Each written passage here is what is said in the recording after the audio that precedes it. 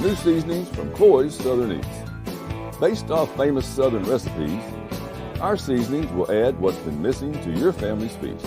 Add it to steak, chicken, shrimp, you name it. Serving up these fixings is going to make you the hero at home. So head on over to coyssoutherneats.com and order yours today. Come get you some.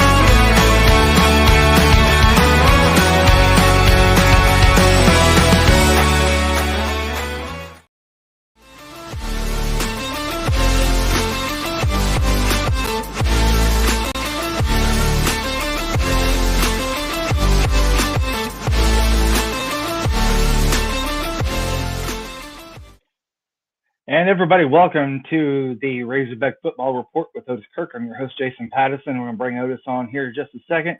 I want to thank Coy's Southern Eats, their sponsor. You can find all of their great products at coyssoutherneats.com and also places in Central Arkansas, Northwest Arkansas, and also at Amazon.com. Otis, tough night last night, man. How you doing? Doing good, man. It was I hate to say it, but I feel like it was like a repeat of LSU from 2 weeks ago, where it was a little bit of a touch and go at first in the first half. Offense started to pick up some steam towards the end of the first half, and then into the second half, defense was playing great. Cam Little was kicking great, and he still just couldn't seal the deal. Yeah, defense played better than they did against LSU, though, because the last series, the first half, and then the second half against LSU, they couldn't stop anyone. That's the worst streak for the defense this season, that last series of the first half against LSU and then the second half. Other than that, they have given this team a chance to win. Penalties. Week in and week out. Yeah, penalties, no running game. I mean, no running game whatsoever. And you blame that on who you want. I mean, there's just no running game. It doesn't. I mean, for us, who's to blame? Blame who you want. But the bottom line is, at the end of the game, there's no running game. They won't play A.J. Green. The only guy that's averaged a decent amount per carry, I think it was a 6.1 or something. I don't know. I mean, they he rushed 3 times for 63 yards the first series against BYU. Had 6 carries the rest of the game. I think he's had 1 carry in each game since then, maybe 2. He may have had. I doubt he's had 5 carries since the BYU game. I mean, it was just like they were waiting for somebody else to put in there. I don't know. I mean, AJ's the only one. He's running behind the same offensive line as these other guys are, and the only one that can make anything happen. And yet, they won't play him. I tell you what, the first depth chart came out had Ty Washington at the bottom of the depth chart for tight ends. I never understood that. Ty showed last night what he can do. I thought he showed in the bowl what he could do, but he showed last night what he could do. And I mean, I get Luke. Luke, as I've said, Luke's probably the best player on the team. If not, I could make a strong argument that Luke is the best player on the football team. Yeah. But Ty Washington should have been playing. And I'll be honest with you, I still think Marquise Gumbs should be playing. I mean, when they do the 2 tight end sets, I thought it should have been Luke and Ty, Luke and Marquise, Ty and Marquise if Luke's not in the game. But because, I mean, Luke and Ty and Marquise can almost line up like a receiver, man. Yeah. I mean, you can flank one of them out and still have an inline tight end. I mean, those would be my 3 tight. Well, Luke's obviously hurt now, so he won't. But Ty and Marquise would be my 2 tight ends. But Ty showed last night what he's capable of. I loved him in practice last year. He didn't really get a chance to show what he could do till the bowl game, and he caught that touchdown pass. I don't know if he caught anything after that or not, but I really like Ty Washington. What I've seen of Marquise Gumbs in practice, admittedly, it's limited, but what I've seen of Marquise, I like him. I don't know why he's not getting on the field. I'll be honest with you, man. On this offensive line, I don't know why they don't try somebody else. I thought Marion Harris came in the Kansas game last year at right guard and played pretty well. I just, for whatever reason, I mean, I don't know why you're not willing. I mean, they can't wait to go with the hot hand at running back as long as it's not A.J. Green. Mm-hmm. They're, Rashad had that game against, was that LSU, I guess, and it was just Rashad. Well, I mean, AJ had the hot hand against BYU, and you didn't ride that one. I don't know. There's just strange things. Ty Washington at the bottom of the depth chart, tight end. I never understood that. There's just some strange things going on over there, and I mean, and I hear people ask me whose fault is it. Hell, there's enough blame to go around for everybody over there. I mean, Sam's got to take some of it. I mean, Sam's hard-headed, and I love Pittman. I think he's a very good coach. I do. I think he's a good coach. I mean, they've had a chance to win all these games except A&M. They've all been within 1 score, all these. Yeah. So, I mean, it's not like they're getting blown out. They've had a chance to, but 14 penalties, BYU, 11 against LSU, 10 last night. You just can't. I know Alabama, and Alabama had a lot of penalties. Arkansas is not Alabama, folks. I mean, they're just not. Mm-hmm. Yes, Alabama had a lot of penalties and still beat A&M. But those penalties probably made it closer than it should have been. But Arkansas is not Alabama. So to sit here and say, well, Alabama did and they won, okay, that's fine. Arkansas is not Alabama. So let's just get that out there to start with. Arkansas is not Alabama. Even on their best day, Arkansas is not Alabama. So let's just get that out there. I think this team is not good enough to go out there and make those mistakes. But you look at guys like KJ, didn't have a good game. He's been hit a lot. Rocket has not been Rocket. Latham has gone completely backwards.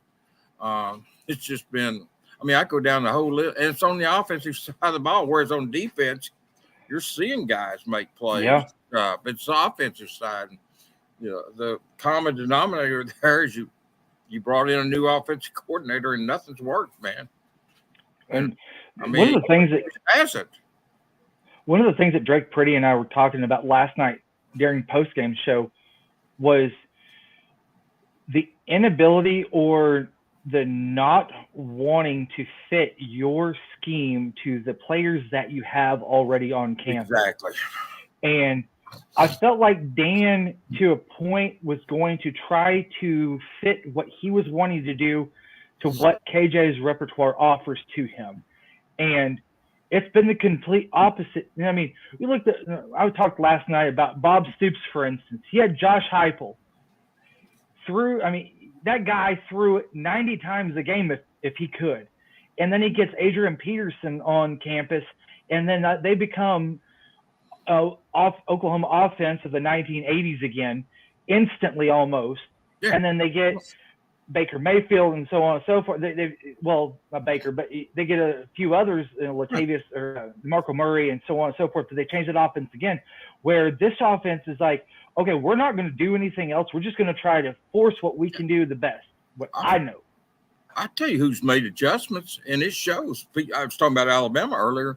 Milroe cannot do the offense that Saban now prefers. That, the spread, the one that Kiffin brought to Alabama, I think it was Kiffin, the first one brought it there. But Milroe can't do that offense. No, so what they've done, they have molded it back, run it back to where they're running the offense that fits Milroe, and they're winning. Yeah. They're going to win the SEC West. They may win the whole SEC because they have adjusted what wasn't working to what will work. And then Milroe can run the old Alabama package, the hand to the tailback. They don't have the great receivers they've had in the past, but he can run that offense. They've got great receivers, but not to the degree that they had all them first-round draft picks. But what I'm saying is Saban adjusted his offense, or the coach that came over from Notre Dame, they've adjusted that offense to fit what Milroe does. Yep. And that's what you've got to do. You've got to do that. You've got to adjust to what you have. You couldn't ask Troy Aikman at OU to run the wishbone. You can't do that. So that's what. And he goes to UCLA. Yeah. And so that's what you've got to adjust, and I haven't seen much of that. No, and the only two credible outcomes that I see with Dan Enos in an OC is either one of two, or the reasoning, I should say, of why this offense is not ran so well is either one of two things. Dan Enos is inept and doesn't know what he's doing and has no clue how to be an offensive coordinator, or he's not wanting to fit his style to what they have. And you don't come on Arkansas's campus and all of a sudden become stupid and forget football. That just doesn't happen. Well, so that's where we sit now. Tonka Todd, I want to thank him also for the smash like and subscribe button to all of our shows, because if it's not for you guys out there participating, letting us know what you think and all this good stuff, we don't have a job. But will Pittman make a change at O-line coach and OC next year? You think? Number two, what will that take to fix the O-line? Well, Otis, I'm going to let you jump on that one first. Well, first, I think they should have hit the portal harder on the offensive line. Okay. I don't know. I'm just going to be honest with you. I don't know how he could bring Enos back next year. I really don't. Seems like Pittman doesn't think that Cody Kennedy is the issue on the offensive line. If I take him at his word, I mean, here's the thing. It was just a couple of years ago that Arkansas led the nation in rushing with Cody Kennedy as offensive line coach. It's kind of like you just said. Has he forgot how to coach? I don't think so. So if Sam says Cody's not the problem, so I don't know what he's going to do with Cody. I'm not saying he'll bring him back. I don't know. Mm-hmm. It just depends on what Pittman thinks. But I don't know how he can bring Enos back because, this offense has gone completely backward at all positions except tight end. Now, tight ends have prospered, and Luke did. And I never understood Ty being at the bottom of the depth chart when the first one came out, but he was, Ty Washington. And now he's up there. He showed what he could do last night. He probably outplayed even what I thought he could do last night. He's good. I knew he was good. I've always been impressed. I still think Marquise Gums should be playing too, along with Ty. I thought my deal is Luke, Ty and Varkey's could all play some receiver if they needed to. It play two tight ends together, and they could flank it out. I love Amarian Harris, man. I mean, I thought he came in against Kansas last year when Tykees got hurt, and filled in great. I mean, they played a good Kansas team, and rolled up the offense. I have 600-700 yards of offense. I don't remember what it was, but it was a bowl record. If I'm not mistaken, they had a bowl record for total offense against Kansas in the Liberty Bowl. And Amarian, I love Amarian Harris. I cannot believe that he can't get on that field somewhere. Sam's got, be it Sam or Cody, but somebody got some tough decisions. But I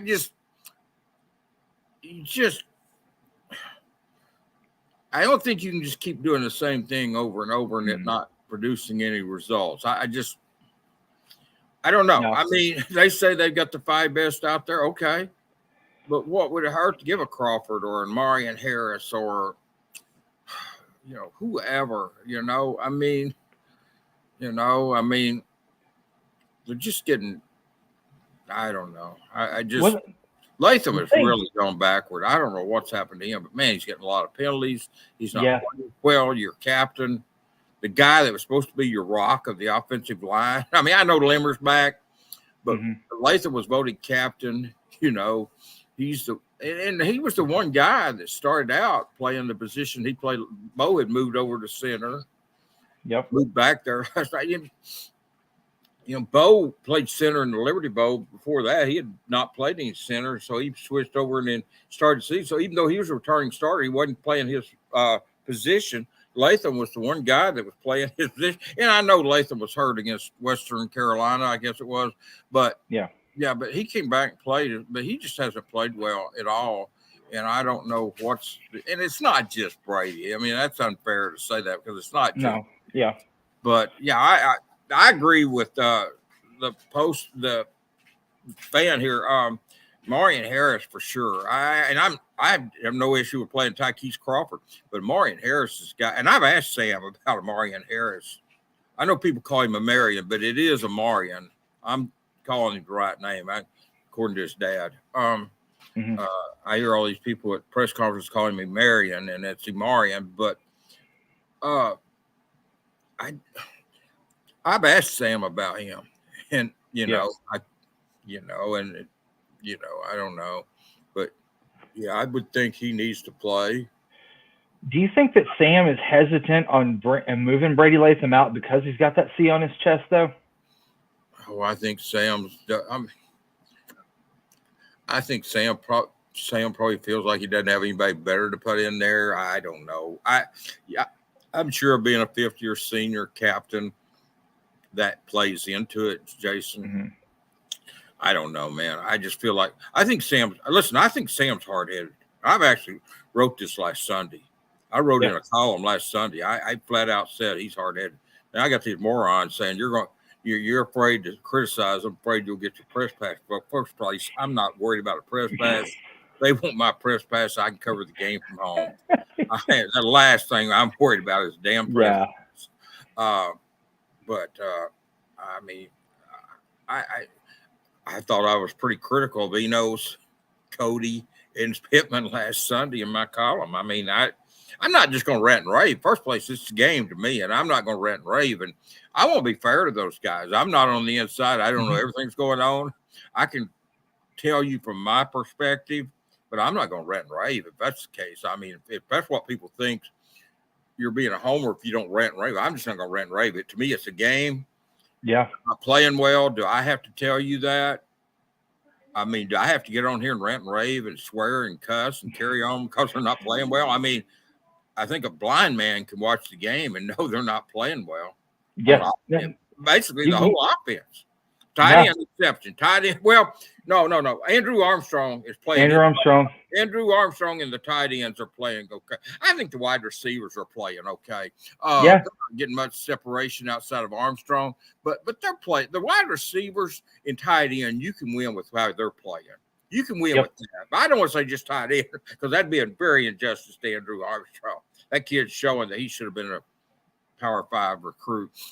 He could play for anybody. But no, but the offensive line, quarterback, running back, I mean, I think KJ has played well most of the time to give him a chance. I thought he went backward last night. I don't know. But he's been hit so much. He's getting blindsided. I think he's thinking and rushes stuff, you know. I can see after the A&M game, man, they hammered him. 7 sacks, 15 tackles for loss.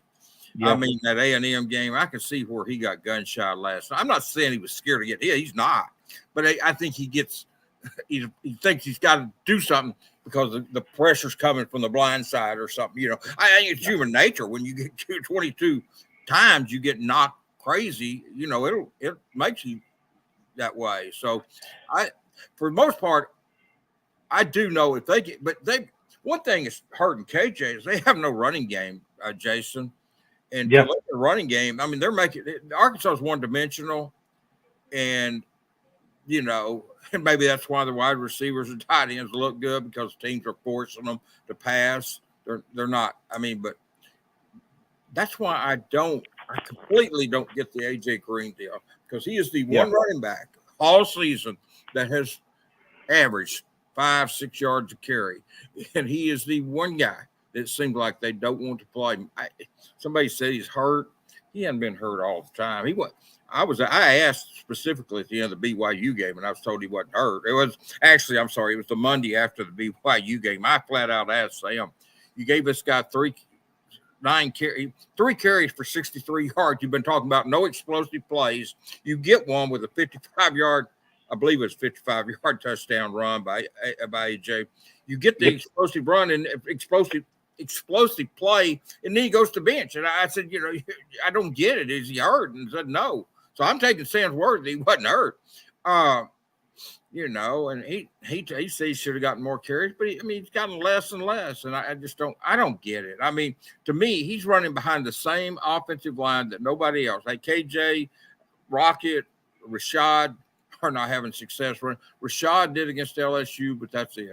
Poor Rocket just hasn't had any success this year at all, man. So I know he did 3 games. I'm totally aware of all that. Now the offensive line, it's been pretty poor this year from start to finish. Because right now we're at the midway point of the season. We got 6 games left. It's 3 games. We thought, you know, quarter of the way over. We thought that there's going to be some room for improvement. We thought we were going to see it, never saw it. Through 6 games, Otis, this is a buddy of mine had sent me this, and he also posted this on Facebook, is that through 6 games, KJ's been sacked 23 times. Last year, he was sacked only says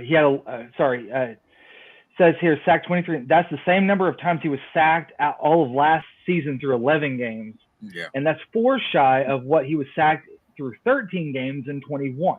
Yeah. That's a sack every 10.9 pass attempts. So what point does this offensive staff abandon the run for the most part? Because we saw last half of the Ole Miss game that their pass pro was actually pretty good. They weren't allowing it wasn't a sieve up front.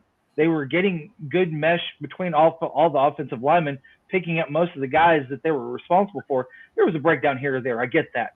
Yeah. But their pass pro was actually pretty good. Where do they go from here? Because I know that they got an off week after Alabama, after Mississippi State. It's off week right now. But you'll get back home. The schedule does lighten up after next week. Doesn't mean they're going to win those games. Doesn't mean they're going to win them. But the schedule, we've said all year, we knew the second half of the schedule. That's why winning BYU was so important. Because we knew this 4-game stretch was going to be brutal.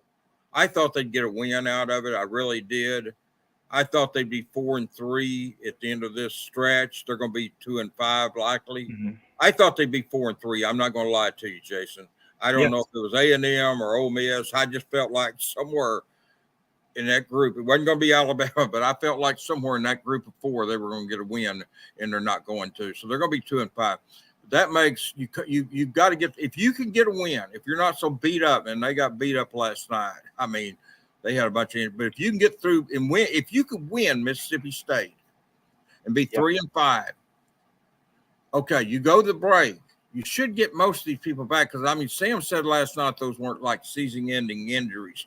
We know Luke was, but Luke's not playing, so we know that. Quincy McAdoo's not playing, so we know that. But if you can get everybody else back and go in there 3-5, and I know, I mean, if you could just win once November starts, if you could just win your home game, you've got you go to Florida, you got Auburn, you got Florida International, you got Missouri. If you could win those 3 home games, that gets you to 6-6.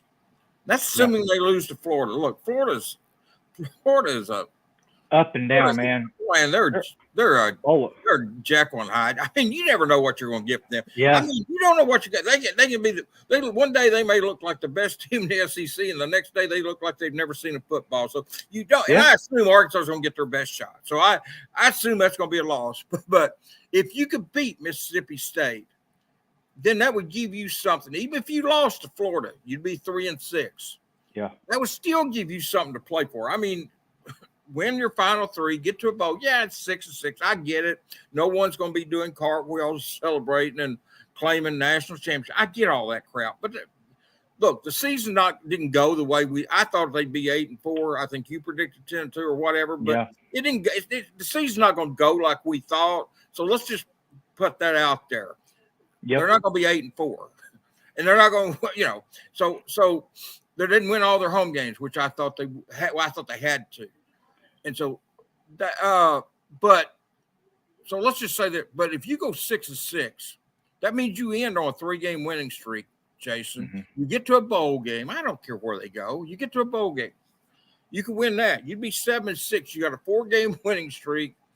It gives you a little positive direction, energy going into recruiting, going into off season, going into spring football. It gives you some positives. Right now, there are no positives, except for tight end and Armstrong. So, I mean, there's not very many. Well, the defense. But I'm just saying, right now, there's not a lot of positives with the program. But if you could win, even if you lose, see, Mississippi State's so important.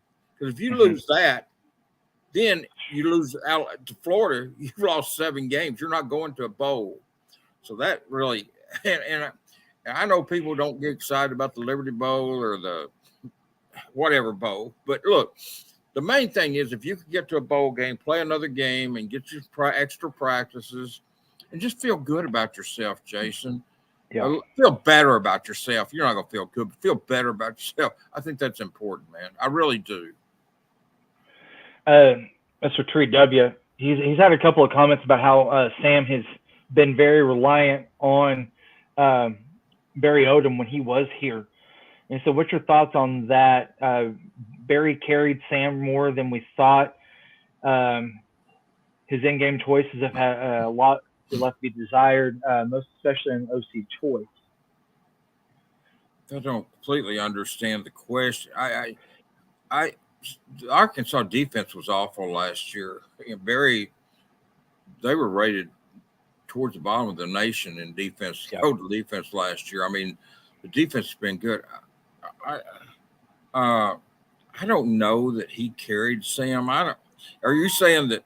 Is he saying that Barry was responsible for getting Kiffin here and stuff? I mean, I don't. No, he's saying that Barry Odom was more of a rock for Sam whenever Barry was here and would help him with more in-game decisions.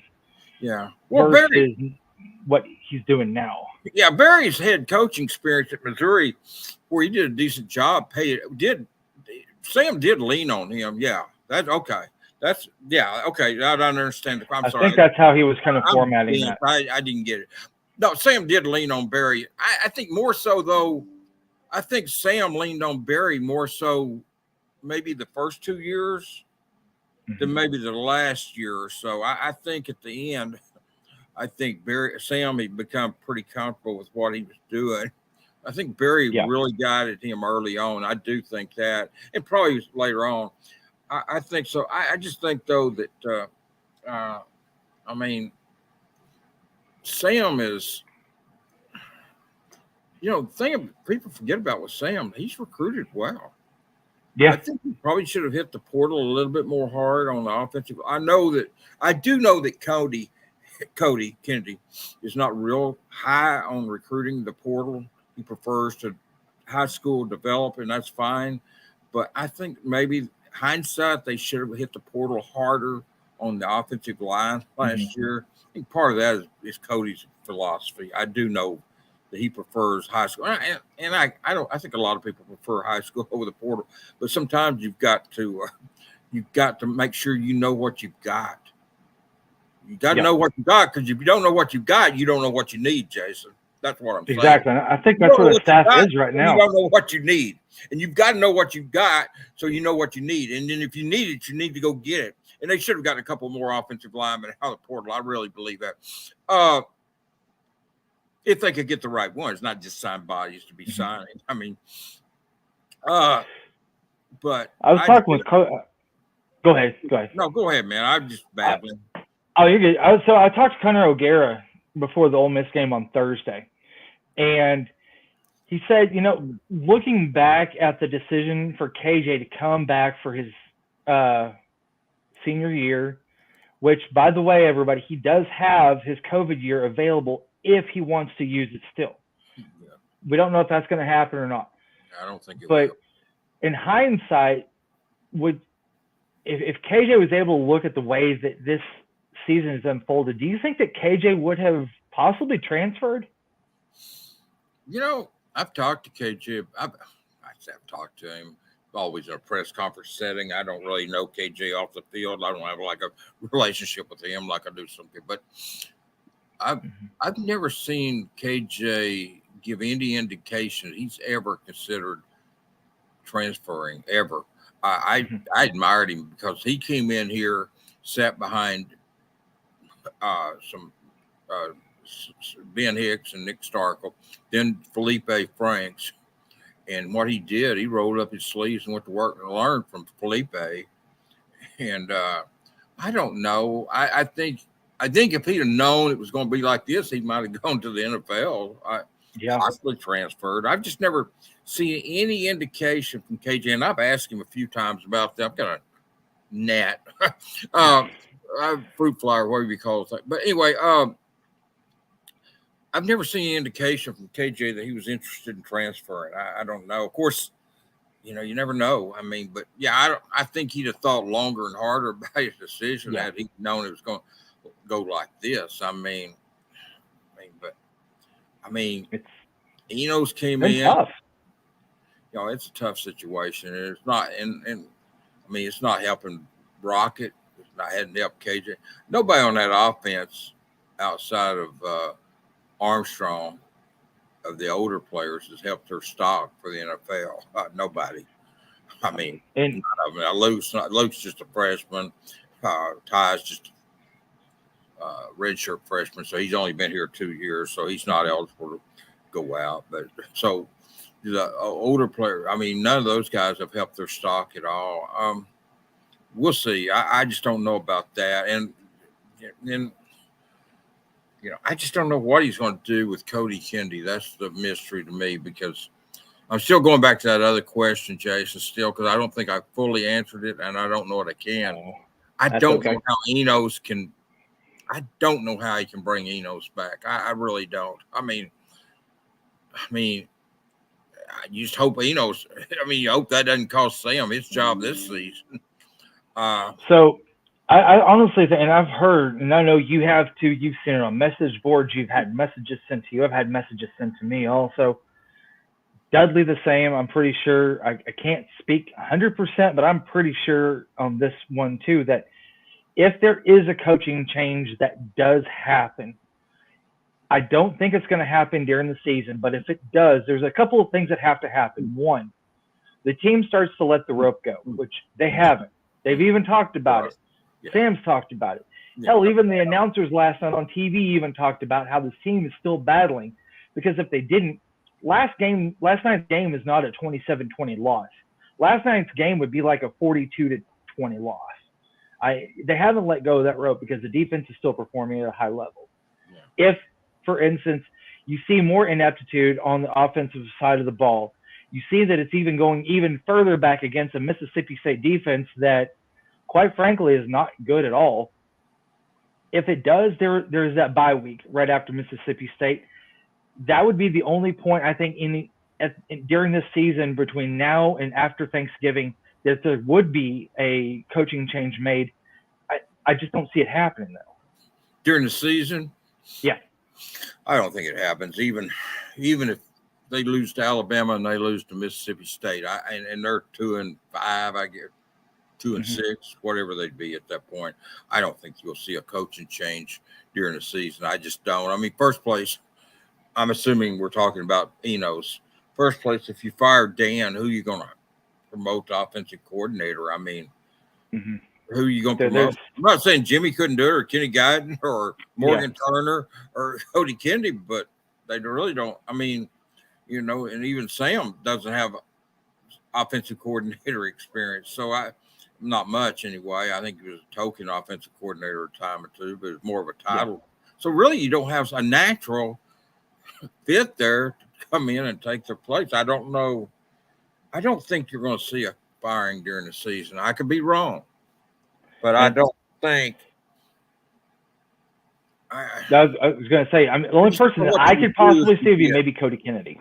That'd be it. Huh? The only one that I could see would probably be with Cody Kennedy if that happens. Yeah. But again, noted it on here many a time how he's got too much respect for Cody. And like I said, Cody, in all fairness to Cody, they did lead the nation in rushing just 2 years ago, so I don't think he's forgotten how to coach. Now, somebody's going to take that and say I'm defending him. I'm not. I'm just saying no. Those are facts. Why the offensive line is so bad, because I know Cody has not forgotten how to coach, and I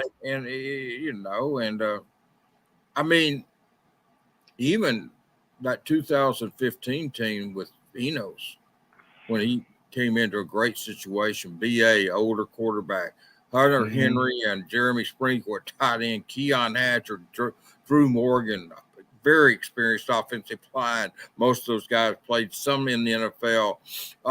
Alex Collins at running back. Dan walked into a great situation, and they still stunk the place up against Toledo over at Little Rock that year. So, I mean. Yep. Brandon Allen got his truck burned after that game. Yeah. So, even all the talent they had on that offense. And later on, they played great against Ole Miss, the Hunter Henry, the Mississippi State game, where Brett cost them that game, going for playing for a field goal, not trying to score there after 7 touchdown passes from BA to Jimmy Smith would be it. Jimmy is. I think Jimmy has got the potential to one day be a head coach, Jason. Yeah. I'm reading here what the poster is posted. Yeah. Jimmy Smith, I just don't know that to ask Jimmy to come in here at midseason, or not come in, he's here, but I mean, to take that on at midseason, I don't know if that's fair to even Jimmy. I just don't see it happen. I think Jimmy one day could be a very good head coach somewhere. Yeah.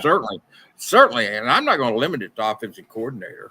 I think he's got potential to be an offensive coordinator somewhere. But I really think he springboards over OC responsibilities and would go straight to a head coaching job. I don't even think you would see him as a coordinator. Be a head coach one day. I've said that. Many times. Yeah. I think Jimmy's a very good coach. The guy is sharp. He's a very good recruiter. He targets running backs. He goes after them. He gets them. But, his running backs are not playing well right now. And then you got the A.J. Green. So I don't know that. But I love Jimmy Smith, man. I think Kenny Guyton's a very good coach. I think Morgan Turner. Yeah, that's the thing. I mean, it's easy to say fire these guys, but if you fire Sam, you're firing that defensive staff who's doing a great job. You're firing Morgan Turner. You're firing Jimmy Smith. You're firing Kenny Guyton. I mean, no matter what you think about Cody Kennedy and Dan Enos, you're still, and like I said, I'm mixed on Cody. I don't know. I get the offensive line has not played well. I get that, but I'm mixed on Cody. I feel like there's something there that there's something going on there. I don't know what it is, but Dan, I thought Dan was a mistake when Sam hired him. I'm not going to lie to you. I thought that was a bad hire. I didn't like the hire. I don't know what it was a bad hire, but I thought it was a mistake. Let me put it that way. And I still think that. And we'll see what happens and all that. But, I've had people message me that, they could fire Dan and bring in Kevin Kelly as an offense. I saw that too. I was like, what in the world? I've had people message me. I couldn't believe that. I don't think Sam would go for that. I think Kevin could. No. Now, Kevin could come in and call plays. I mean, I don't like not punting on fourth down. I did a show with Kevin here a while back, Coach Kelly, but Coach is an offensive genius. And, people say, well, he's a high school coach. Well, so was Gus Malzahn. Exactly. I mean, hell, most people do start out at high schools. Yep. A lot of people don't start out at the college level. So, I mean, him being a high school coach, he did go to that college he went to for 1 or 2 years, maybe 2 years. I don't remember. But Kevin can call plays. I don't think Sam will let that. I just don't see that happening. I guess what I'm saying, I don't think that will happen. I'm not saying Kevin couldn't do it or anything. I think he would do it. I think he could do it. But I don't think you'll see it. I just don't think Sam will do that. I don't see him going that direction right now during the season. I don't think he's going to fire anybody during the season. I really don't. I just don't think it's going to happen. I just, and if you did, if Jimmy, I don't know. I just don't think you will see that. But anyway, we'll see. After the season, I know that Sam does all of his exit interviews, players, coaches, whatnot. He does an exit interview also with Hunter Yurachek. If you're sitting in Hunter Yurachek's spot for just a moment, and you see what the defense has done, how they've improved, what they've brought in, and this is just me, and I think you might agree with this too, it saves Sam's job. Now, are there going to be some more hands in it to kind of not tell him, but kind of help guide him on what type of choices he might make going forward with the offensive side? Yeah, I think that happens. But I think with what Coach Woodson and Coach Williams have done to that defense, it gives Sam at least another year, because why, like you said just a minute ago, why would you fire Sam to get rid of the defensive staff to overhaul the offensive staff when you can keep everybody in place? Yeah. And overhaul just the offensive side? Because honestly, if you do that, you're taking 5 steps back. Well, I mean, I'll say this, all this Cody Kendi stuff, but I'll say this. Let's go back 1 year. Let's don't talk about the year they led the nation in rushing. Let's go back to last year when KJ was healthy. What if they'd have had this defense last year with the offensive line and the offense they had last year when KJ was healthy? What would they have done? They'd have been contending for the SEC West title. I'm telling you, man. We're talking about last season. We're not talking about the year. That's why I'm hesitant to throw Cody Kendi out of the bus, because I mean, I look at and there were some games where he left the Liberty game, and some of them where it left you scratching your head. But now I will say this too: just know KJ was beat up bad in that Liberty game. He was beat up in that game. He was limited. But I look at what they've done under Cody, and then if they'd have had this defense last year with that offense, we might not be having these discussions. Hey, Kendall Briles just not taking that TCU job.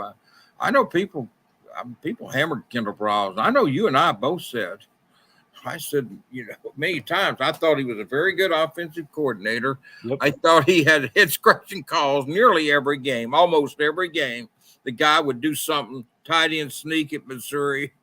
You're moving the ball against A&M. You brought in Malik Hornsby. You throw Dominic Johnson's running it down their throats. You throw to Malik 3 times, or a trick play. Why you want to scream, why, Kendall, why? But with that said, I thought he was a very good offensive coordinator. Yeah. He just had those head-scratching moments. Yeah. But I do think if Kendall Brawls has stayed, I just wonder if we'd be having any of these conversations. I think they'd be. I don't think you'd see KJ struggling like he is. I'm not sure the offensive line be struggling and the running game be struggling at this point. I think one thing that's hurting the running game and the offensive line is I think the play calling is so predictable that everybody knows.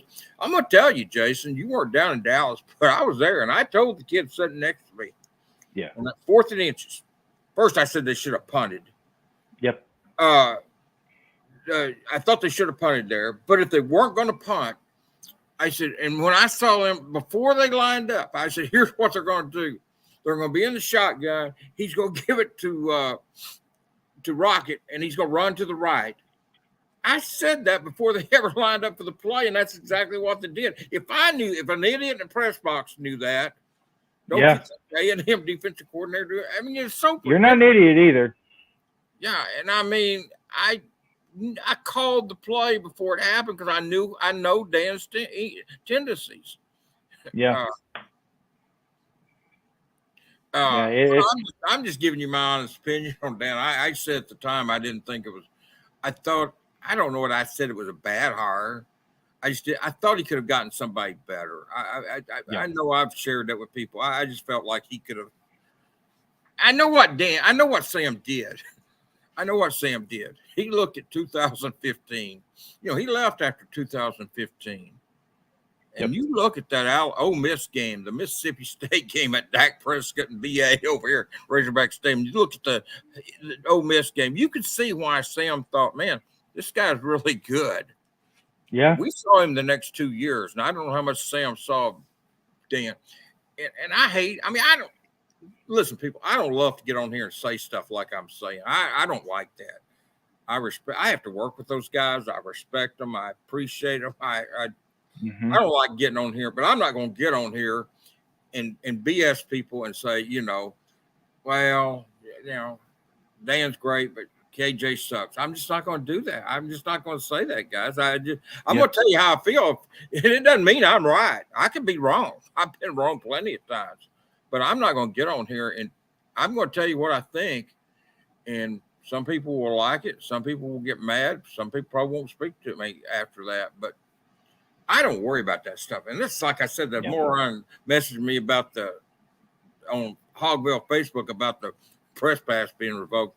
Folks, if that's the only thing I had to worry about, believe me, I'd be stress free because I don't care. I mean, anytime they want my press pass, they can have it. I'll still cover the games from the house. But I think they respect me enough over there to know that I do my job. I'm not looking to get anybody. I don't even like saying I don't think Dan was a good hire. I hate saying that, to be honest with you. That's only. I got to be fair to Lanny, to you, and people I work with and for, and I feel like I've got to be honest, at least with my opinion. Like I said, doesn't mean it's right, but it's what I believe. I'm not going to try to BS people. I'm just not. No, I had a teacher one time tell me whenever I was, I think I was a senior at Rogers, and it stuck to me that it still sticks with me to this day. It'll stick with me for the rest of time. But he said this, and it was former baseball coach Tom Woodruff. He said, "You can never BS a BSer." Yeah, you can never BS a BSer. So I'm telling you that's you're not going to get any BS from us. We're no BSers over here. We're going to tell you my opinion, like I said, and it sure doesn't mean it's right. I mean, I could be dead. I mean, I said they were going to go 8-4. So obviously I can be wrong. And I've been wrong so many times I wouldn't even want to count them. Probably couldn't count them. I can't count that high. But I just felt like, I don't know what I said. Dan was a bad hire. I just said I was surprised he hired Enos. I felt like he could have gotten a better offensive coordinator. I wasn't impressed with him when he was here after that first year. And as I said, even that first year, when he had all that talent, they went down to Little Rock. Because I know that was my birthday. I can remember that. I can tell you, Jason, that was on my birthday down there, man. And I went down there and on my birthday and covered that game. And they lost. I think they scored 10 points that day or something like that. And they lost to Toledo. And it was a pretty good Toledo team, but that offense shouldn't have been held to 10 points anytime. But I don't know. come back the next week and got beat by Texas Tech, I believe, up here. So I mean, that team even lacks some, didn't. But I don't know, man. We'll see. I just feel like we'll see. Yeah. Well, I was going to tell you. So I was actually going to ask you. So how did the Lakers look last night? A little bit. Well, LeBron and Reeves didn't play. AD played 13 minutes. They looked good and D'Lo had 15. Christie had 15. They looked good till they pulled the plug, and then, they played. I think they played. I want to say 15 players last night, and I mean, Golden State started Curry and Klay Thompson and Chris Paul and everybody except Draymond Green started for them. The Lakers didn't. LeBron and Austin Reeves didn't play, so they didn't look that great, but it was what I expected from an exhibition game. They looked pretty good in the first half. The second half, of course, they were playing guys that they'll be in the G League and stuff, so they played everybody. They played, like I said, AD played 13 minutes, had 15 points. He had 2 threes, 2 of 3 from 3. Vanderbilt was 2 of 3 from 3. See, that gives me hope. See these guys that were having trouble shooting the 3 last year. But then again, it's one game, and I see people on the internet freaking out. This guy sucks. That guy's it's one exhibition game. People, I know. Good God, people. Oh my Lord! And you got guys that are playing together for the first time. There's a lot of those units they put out there last night. I doubt they've even practiced together, Jason. It was the same way with Golden State. I mean, it was the same way. Now they did play their guys more minutes, their main player, but. Like I said, Golden State's like its starting 5 is basically an all-star team that they're trotting out there anyway. Yeah, and like I said, Draymond's hurt, so they didn't start him. But other than that, they had their starters out there, and the Lakers didn't have 2 of their 3 best players weren't there. I mean, they were there, but they didn't play Austin and LeBron. So, yeah, I mean, it was what you expect. They played Brooklyn tomorrow night. I mean, I just love watching the Lakers play, man. I mean, it's exhibition. I'm ready for NBA. I love watching the Lakers. I just wish Arkansas football would be good again for a while, man. I just wish it wears you out just covering bad foot and get every week. Because like I said, I don't even like getting not because of you, but I don't like getting on this show and saying stuff that I've said about, so I don't like doing that's not me. I know some people love ripping coaches. They love ripping players. I'm not that person. I just want to see them big successful. It makes people happier. It makes our jobs easier. Hell, I mean, Well, yeah, I mean, that not even 9-4, man. They had some ups and downs that season, but man, it was positive. You beat Penn State. You just felt good. I mean, just this year, it just seems like there's one negative after another. I don't like getting on here and saying stuff talking about Dan and stuff, because I've got nothing against that man at all. Nothing. No. I don't think he's the best offensive coordinator for Arkansas. I just don't. But I have nothing against Dan at all. I certainly don't have anything. I like Cody Kennedy. I'm friends with his dad. I don't know what Cody. Like I said, I don't know what Cody's the issue. I just knew even last year. Like I said, if they'd had this defense to go with that offense last year, and Cody was the offensive line coach, I think a lot different. Winning a lot of games, Jason. So I'm reluctant to say much about Cody, but one thing, predictable play calling, it makes it hard to block, man, because you've got, like I said, I called Rocket Sanders to the right out of the shotgun, and that's exactly what they did. Of course, it lost a yard. Everybody in that stadium knew what they were going to do. Yep. Well, Otis, I'm going to get you out of here, my man. I got Dudley coming up here at 4:30. He's going to be coming live from the baseball scrimmage. Yeah. And then again tonight at 7 o'clock, I've got Drew DeArmond from ESPN Radio 97.7 from Huntsville, Alabama. That's going to be a really good one, too. Yeah, Drew's a good guy, man. I've been on his show. Much good dude. He's a good dude, man. And tell him I said hello. But yeah, I love doing shows with Drew down there, and it was, Yep, definitely. Well, for Otis and for me, Jason, I'm going to tell you guys, thank you all for jumping on again.